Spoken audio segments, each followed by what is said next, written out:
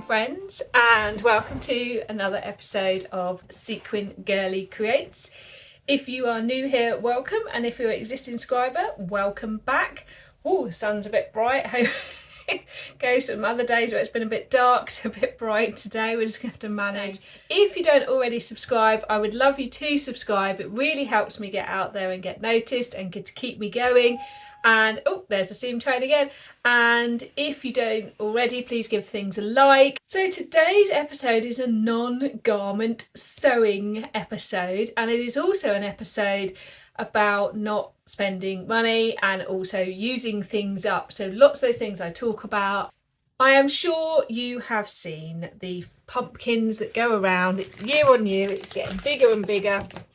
I have down here my Halloween decoration box that lives in the loft that looks like this, and there's all sorts in there because what we do is we never bin the things. We only buy things that can be reused again year on year. So if we buy something each year, it just slowly tops up. So this is, as I say, our Halloween box of goodies. But then I had some jumpers and things that I wasn't using, and I saw someone do something and then it began. So I have like this one and this one, and it can easily be reshaped, which is good as well. At the end I'll put some nice pictures in. I've got little ones like this, each one's different as well. This is a particular favourite, this one, look, where I put some leaves on too. So what I thought I would do is share with you a way to be frugal and environmentally great about make, because I want to help you to enjoy your home, enjoy your sewing, and also keep things in use and not feel the need to keep going out and spending money on more things. So let me tell you before I make them. So if you want to make along with me, you can. So things to gather are some kind of rice or something like that. Dig to the back of the cupboard, something that's hanging around that's probably out of date that you can use. We all have these at the back of the cupboard. Lentils, anything dried, but just think about the fact that if a bit popped out, if you've got small children around, that it wouldn't do them harm if they ate it. If a child eats a small piece of dried rice, there's no harm. Certain dried beans are harmful if someone eats them, particularly young children. And then you need some item of old clothing or fabric that you don't wear anymore. You might still love it. If you don't have anything, pop to a boot fair, because those clothes will probably end up in the bin. So I'll give you an example of what I found in charity shops. So I keep this Ziploc bag with my spare bits in that are specifically for sort of autumnal wintry crafts. So I found in a charity shop some scarves. It was like, this one was like a loop round scarf. I've got an old, it's got a bit bobbly jumper that I bought many moons ago. You can use many things. Ideally, bit of stretch, because like jumpers and things have a bit of stretch. Plain woven without stretch is the trickiest to work with. So when you're looking for what to use, any kind of knit. I've got here a jumper that I've had a very long time that very sadly got shrunk, look. You need just embroidery thread or thicker thread, like a bigger needle. You don't need a huge amount. If you don't have a glue gun, that's okay too. You can use other kinds of glue. If you don't have the stalks, that's okay, because I'll show you how to make a different kind of stalk. And then the last thing you need is the main stuffing. I call these no waste pumpkins because guess what's stuffed inside? The bits that I can't use to make a circle with. So these are stuffed with the leftover pieces when I snip it off. Do you have some old clothes that are too dirty and horrible to refashion? Snip them up, make them into stuffing. So far, nothing to buy. Right, now you've gathered your bits and I've talked you through it. Let's go and make some. As I said, you can either draw around something to create a circle, doesn't need to be a perfect circle, or you can use something that's already got the side. So I've got this sleeve here. I've got this, which is a tiny little bit of a sleeve that on a child's piece of clothing.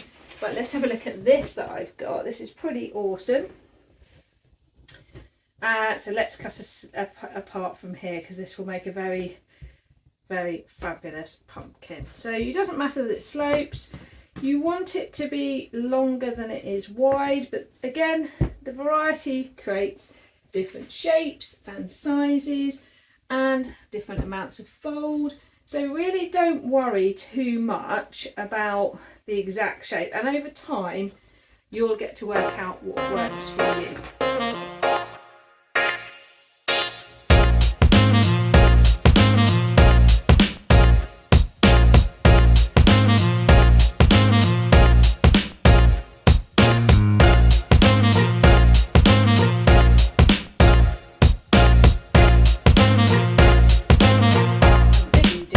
The pumpkin, the smaller you do it, the smaller pumpkin, obviously. So now I've got a circle like this. So with a circle like this, I will need to, the aim is we're gathering it in like this. A circle like this just needs its bottom gathered in because you've got a side. There we go. So the next thing you need is a bigger needle and some embroidery thread, any colour really. Depending on your fabric, you can use a super big like darning needle, but some fabric is more likely to have that like that, will easily go through there, look. But with other fabric that's tighter, it might be trickier. So just choose a needle that works for you. I'm going to use white embroidery thread because it will just stand out for you. You will need a generous amount, but you don't want to get in a knot. Okay, you will need, as always, a knot at the bottom. So I'm just tying a knot. Okay, so on the circular one, you're going to do a generously, so come in a little bit from the edge, and you're going to just, basically it's like a gather stitch. I've not tried doing it on a sewing machine because I've not felt the need, but you could give it a try. Just round the edge like this. You don't have to fully pull it through as you go round.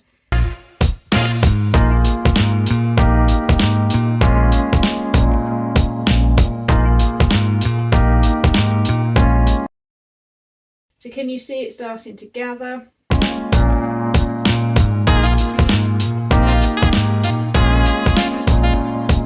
Make sure when you get to the end that you do really take it right up to where you started, otherwise you'll end up with a patch. So now you've got like a little bag. Into that little bag you want to pop a bit of the rice. Using a spoon or funnel or just yourself. Now I normally do this on a tray because I can gather any missing bits. You just need a little base. You don't need too much, just enough to give it, see how it's got that little weight now at the bottom. And then it's time to stuff it. So I'm just looking at what I've got, what I can snippy snip to stuff it with. So I'm just cutting up and snipping straight into there. Some waste that will go in.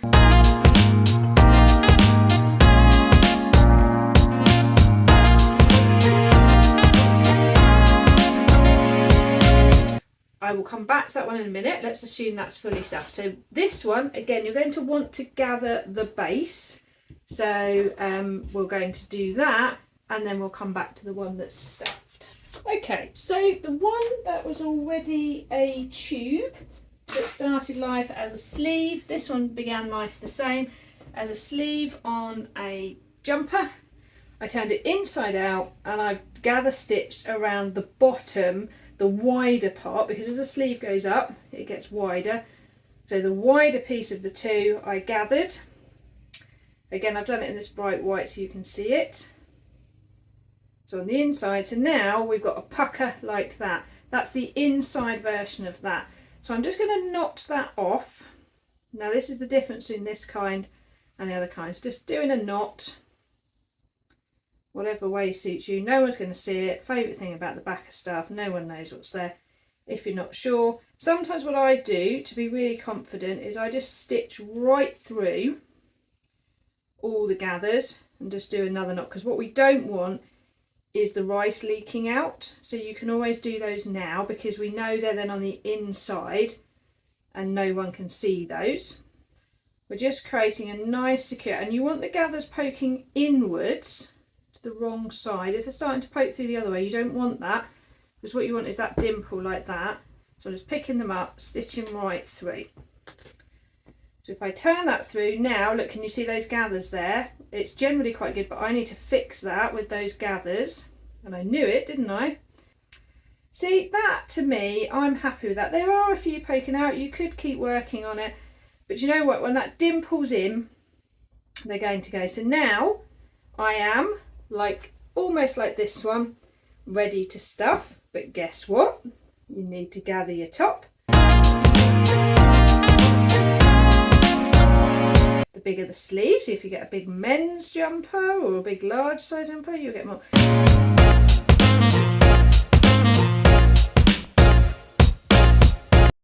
As I say, make sure you get your gather right round and possibly even overlap it. Leave yourself room. So we've got to stuff them all to our desire. I actually have a memory foam cushion that has lost its memory. I don't know what we call it. It's lost the bounce back. It's old, so I've actually been using that to put in. Just again, the smaller the snips, the better the poof.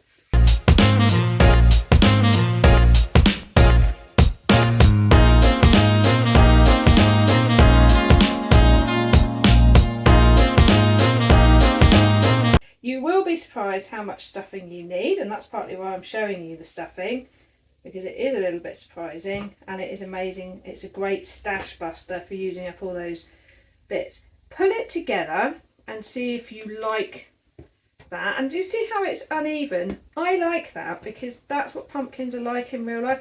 Here it's a bit baggy, so I know I need a bit more of something there.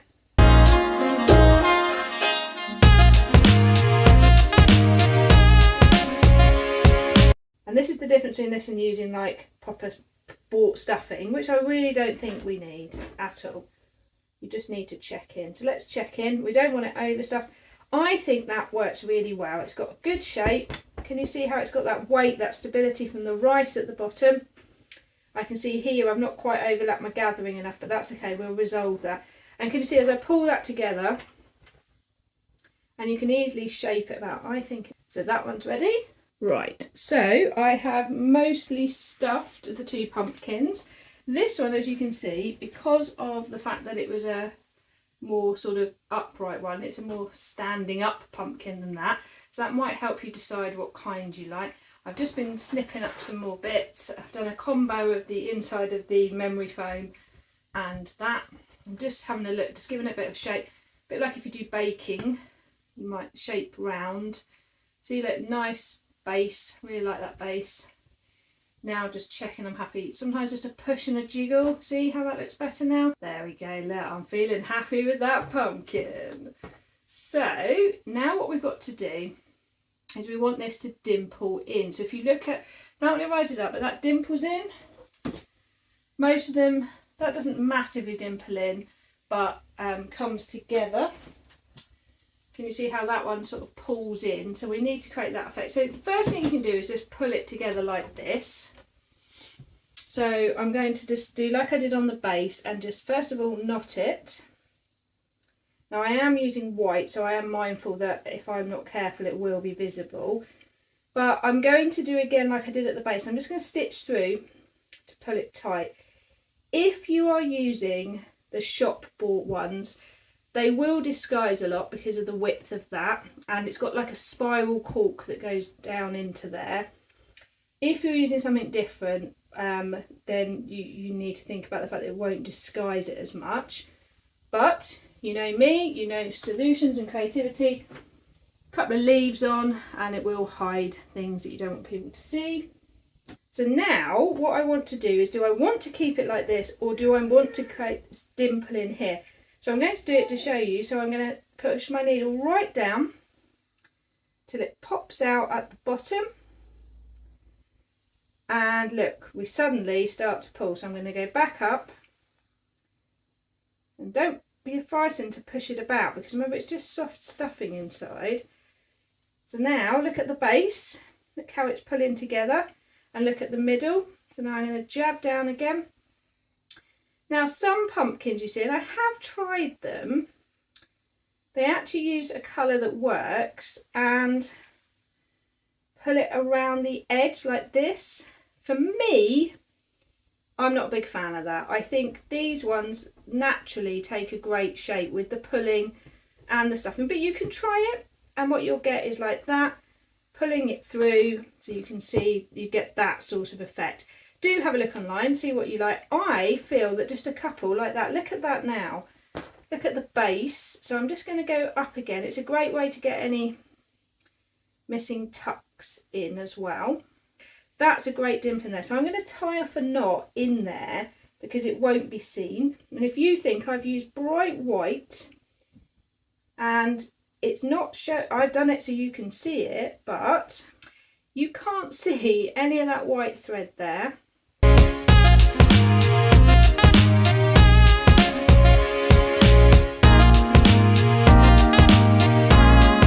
So it has got a little bit of a peak here, and you don't have anything on the bottom. So if you think that one naturally had a bottom like that because of gathering, so this is where now I'm going to make sure I create that. I don't have to have it. These don't have it. That one, look, I did put the thread around the outside. I'm not a big fan, but you might like it more than me. Again, as I said, this is a great opportunity to get some of those gathers right down and into the middle.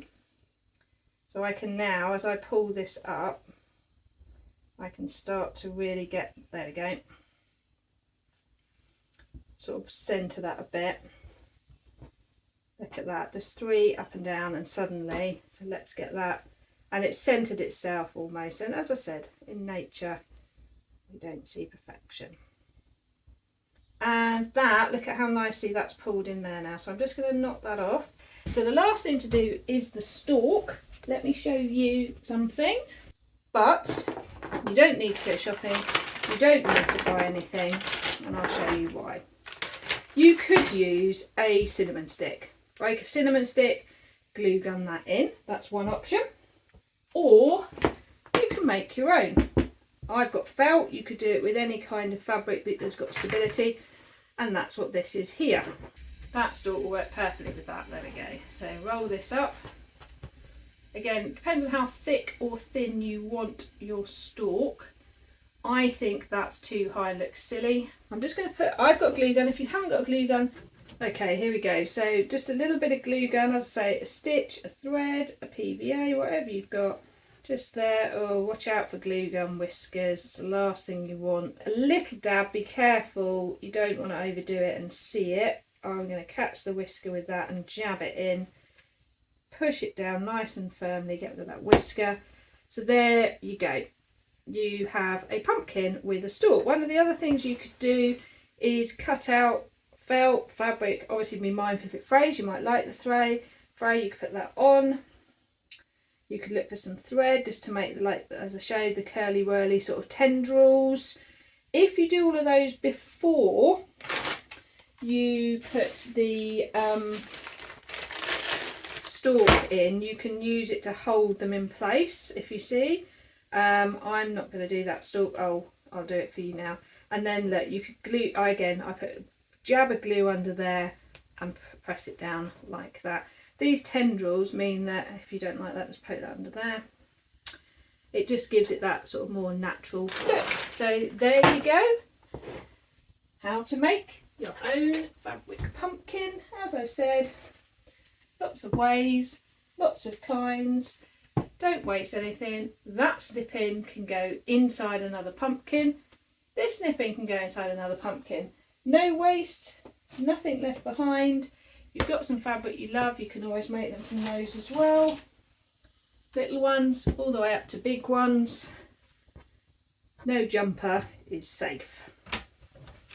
Well, I hope you enjoyed that and found it useful. I'd love you to share your pictures with me. You could tag me on Instagram. You could email me your pictures. You can DM me on Instagram with them. I'd love to see what you do, and I hope you have fun decorating your home, giving them to friends, and just feeling that wonderful sense of coziness that comes with autumn. Have a great rest of the week.